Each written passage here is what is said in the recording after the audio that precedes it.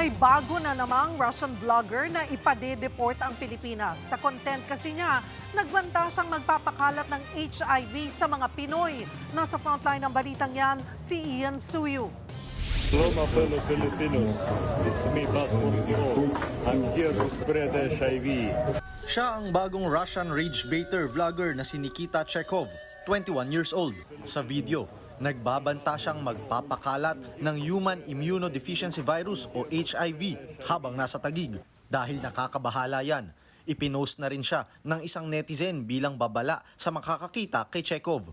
Kumakalat ang HIV sa pamamagitan ng pakikipagtalik, pagsasalin ng dugo at mother-to-child transmission. Dahil sa banta, inaresto ang Russian vlogger. Nasa kote siya sa kanyang condominium unit sa Quezon City.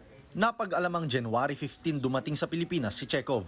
Kumbaga nakakailang araw pa lang po siya dito ay nagkakalat na po ng lagim sa ilang araw niya po dito sa Pilipinas. Mag-isa lang po talaga siya na nag-iikot-ikot in Metro Manila. Yung kanyang mga actions at mga ginawa po at mga pinost on social media, nakikita natin na ito ay isang gawain ng isang undesirable alien.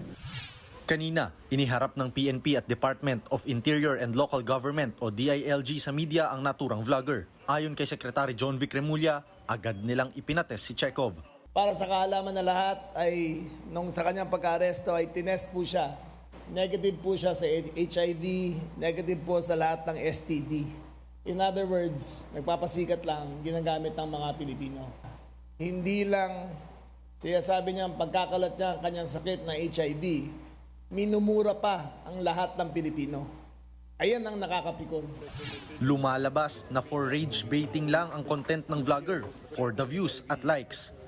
Ayon sa Bureau of Immigration, tila nauuso na nga yung rage bait materials ng mga foreign content creators. Ang rage baiting ay isang pamamaraan ng paggawa ng isang materyales sa social media kung saan nagsasabi sila ng mga negatibong bagay na nagpo-provoke ng inis o galit na ang kapalit ay mas maraming views at mas malawak na social media traction. Pero babala ng BI sa mga dayuhan, ang ganitong klase ng vlog, posibleng mauwi sa kasong kriminal. Ang kasong ito ay hindi na po ito basta rage bait, kundi tumawid na po ito to crimes that are being recorded on camera. Hindi po ito joke, hindi po ito basta-basta lang for likes or for views. Hindi ito ang unang beses na ginamit ang mga Pinoy para sa ganitong content. Una nang naaresto at ipinadeport ang Russian vlogger na si Vitaly Zdorovetzky. Gumugulong naman ang deportation ng Estonian vlogger na si Sim Rosipu na nagsabing mukhang unggoy ang mga Pinoy. At ngayon, dadagdag dyan si Chekhov. Pare-pareho silang ipagbabawal ng tumungtong muli sa Pilipinas. Nagbabalita mula sa Frontline, Ian Suyu, News 5.